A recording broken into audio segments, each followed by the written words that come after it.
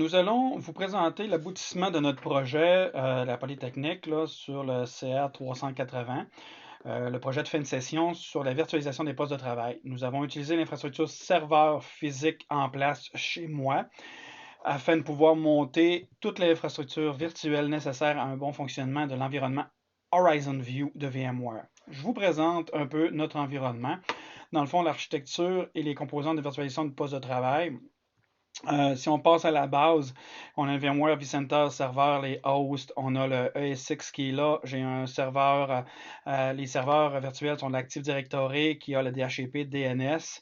On a l'authentification qui se fait par Active Directory et j'ai des pools de postes physiques qui sont physiques dans le fond. Donc, il y en a 3 et qui sont dans un pool. J'ai une pool de postes virtuels avec des postes, des VM virtuels en Windows 10.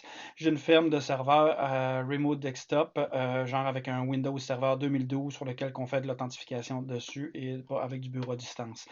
On a le Horizon Connection Server qui vient se connecter ici au pool et aussi j'ai un pool d'applications dans lequel j'ai des applications qui sont sur un serveur Windows 2012 et on peut accéder aux applications qu'on offre dans le portail.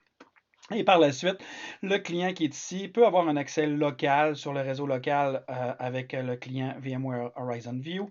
Et on peut aussi, avec un portable à distance, passer sur un nom de domaine public de genre DNS ou ddns.net, 208 principal étant mon domaine, qui est redirigé vers chez moi et la connexion se fait via un VPN en L2TP IPsec avec une clé partagée pour pouvoir se connecter à l'environnement ici. Et dans le pare-feu, je pourrais vous montrer plus tard, l'accès client est contrôlé par des redirections DNS, HTTPS et RDP dans le VPN, je dis bien, et non pas via sur Internet, mais dès qu'on se connecte dans le VPN, on a une connexion VPN qui se monte ici dans le firewall et les clients qui sont ici peuvent passer juste avec l'infrastructure qu'ils ont besoin sur les serveurs, donc le DNS vers le DNS vers le contrôleur, je veux dire vers le serveur DNS et HTTPS, RDP vers les pools pour les TCP 8443 et 4172.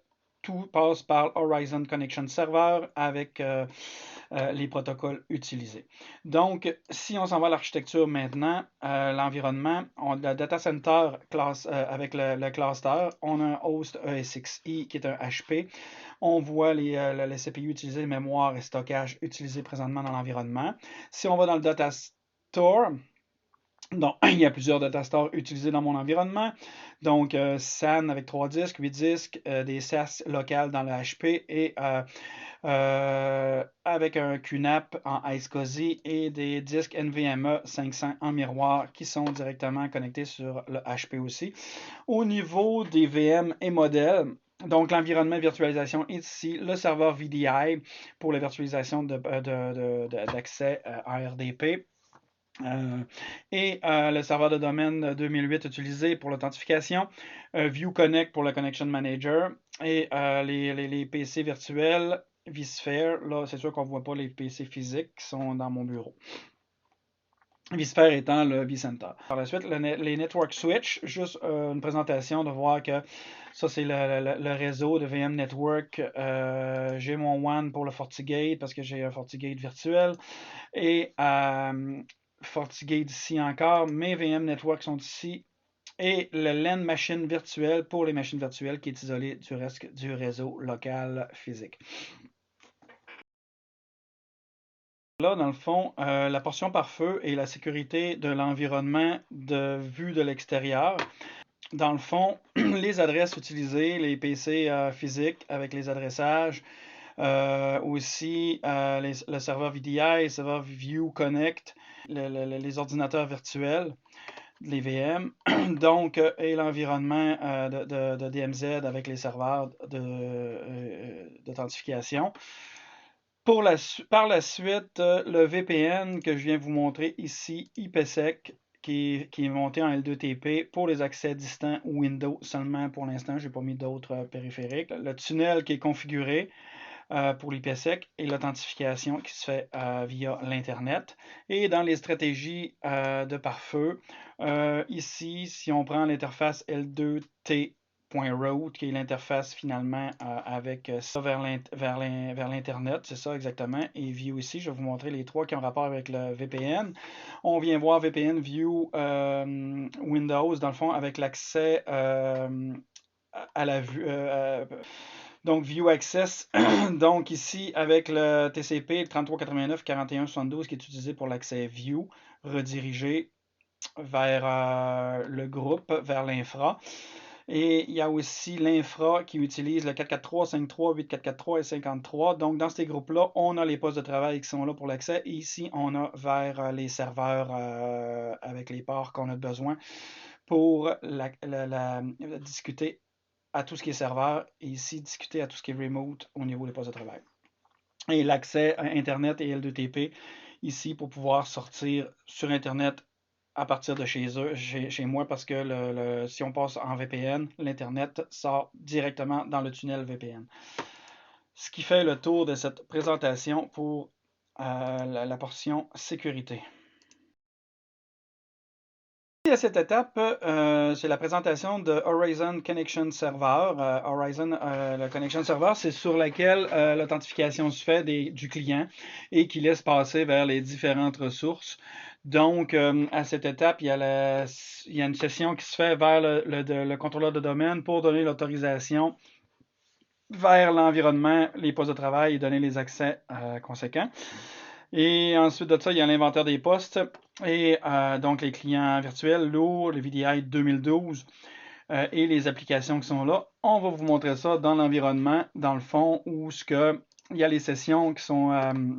dès qu'on voit quelqu'un qui est authentifié, on va le voir ici utilisé. Présentement, j'ai personne. Par contre, on sait que ici, on peut vous montrer que l'authentification est faite vers le contrôleur de domaine qui est 208 principal.home et donc dans l'Active Directory. Et au niveau de l'inventaire des postes de travail, on a un pool de ressources qui est en Windows 10 des VM, un pool de ressources qui est des clients lourds que j'ai appelé client lourd pour le pool de ressources qui est des PC physiques et un autre pool de ressources qui est de bureaux à distance vers un serveur 2012 qui est ce que j'ai appelé VDI. Donc, à ce moment-là, ensuite de ça, ici, on a toute la configuration des machines, des sessions, ainsi de suite, qui vient montrer avec les droits, de qui a droit avec les stratégies. Au niveau des applications, c'est la même chose. J'ai installé des applications sur le serveur 2012 et dans cette application. Et dans les applications, on vient les distribuer ici pour les montrer aux gens connectés avec des différents droits utilisés. Encore une fois, quand on le choisit. La batterie de serveur ici va être finalement le RDS DVI, donc de bureau virtuel d'intervenant, qui est un Windows 2012. Et ici, ensuite de ça, c'est là qu'on vient, que j'ai toutes les machines virtuelles et qui sont apparentées pour pouvoir avoir des groupes de machines virtuelles avec linké un pool de ressources. Présentement, j'en ai juste une. Et je n'ai pas déployé d'autres VM.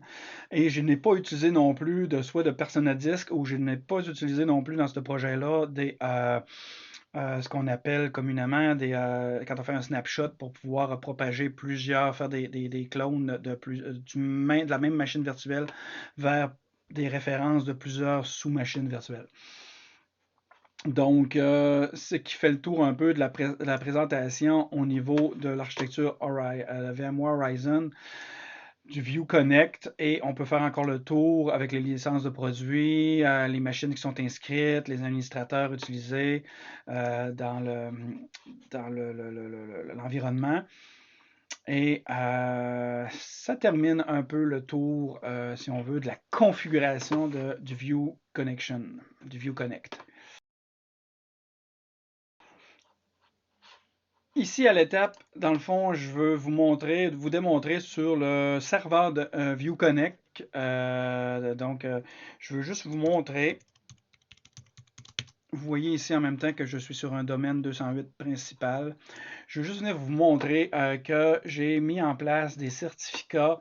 On les voit ici, là, 208 principal.dndns.net.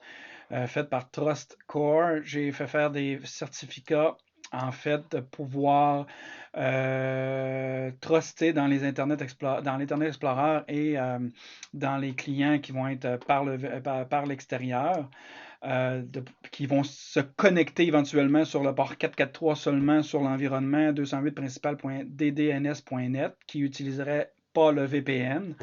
C'est pour qu'il soit trusté finalement dans le browser ou pour que le serveur soit trusté de l'extérieur via le domaine. À l'intérieur, on a le ViewConnect 208principal.home, donc du domaine.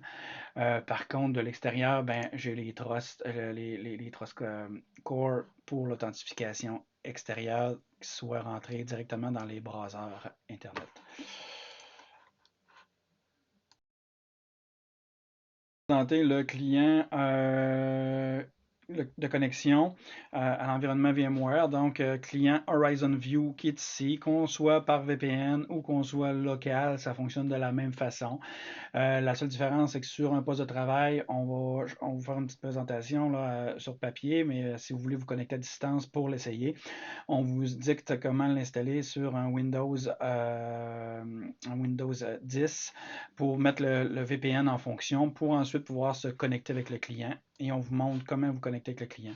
Donc cette portion-là, je vais vous la démontrer ici. Donc j'ai le client là, on clique dessus, il me demande l'intégration du certificat sur mon Mac que je n'ai pas fait. Et vous voyez aussi que je suis dans, ça c'est très, très important, hein, je suis dans un environnement Macintosh avec un client VMware View. Et vous voyez aussi que c'est vraiment pas pareil. Fait que tantôt, vous allez voir la différence avec les Windows 10 et les Windows 2012 serveurs. ViewConnect, c'est mon usager qui est sur un domaine.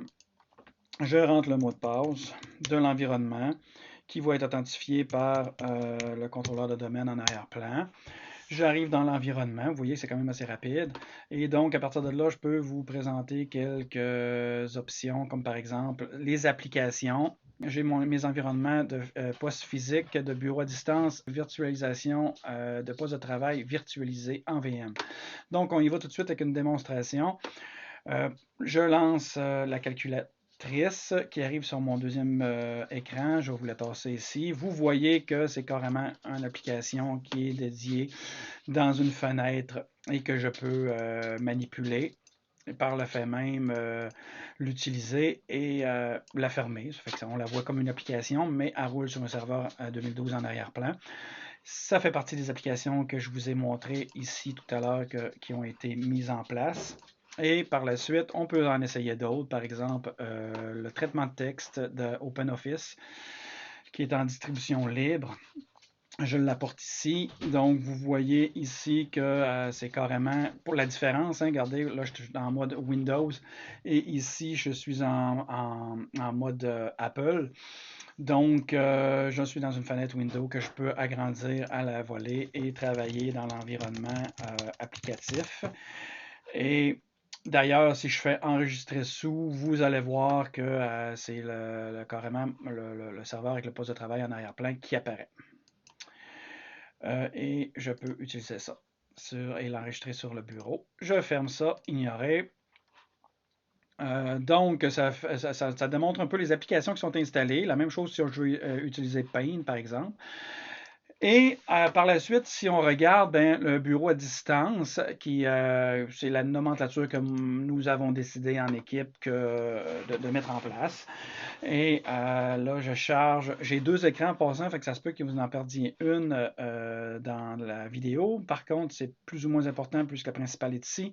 Et donc, ici, si on regarde le système, on voit que c'est un Windows Server 2012. J'arrive ça ici.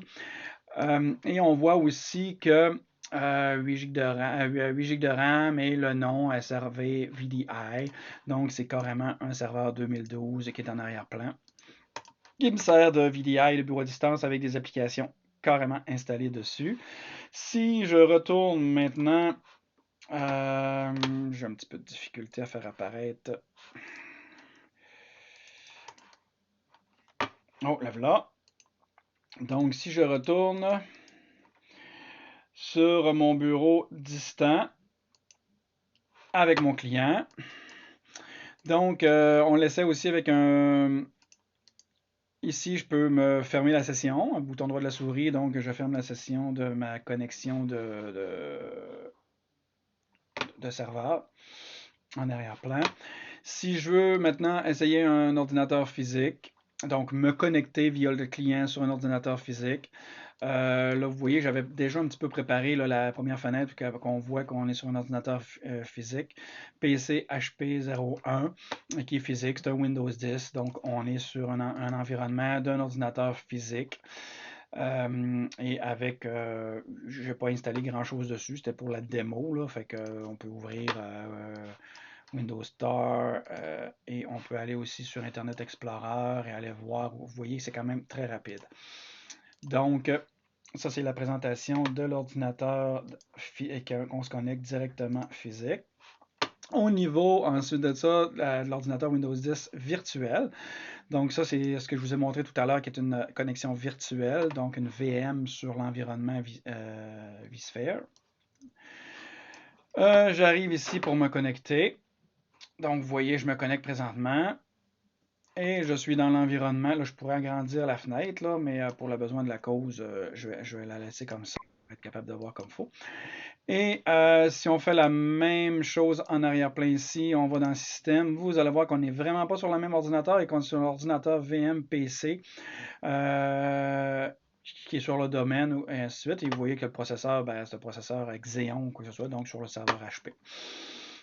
Encore une fois, ça démontre un peu, j'ai pas installé beaucoup d'applications non plus dedans, fait que là, il y a Internet Explorer, fait que vous voyez que c'est quand même très rapide et quand même très fluide.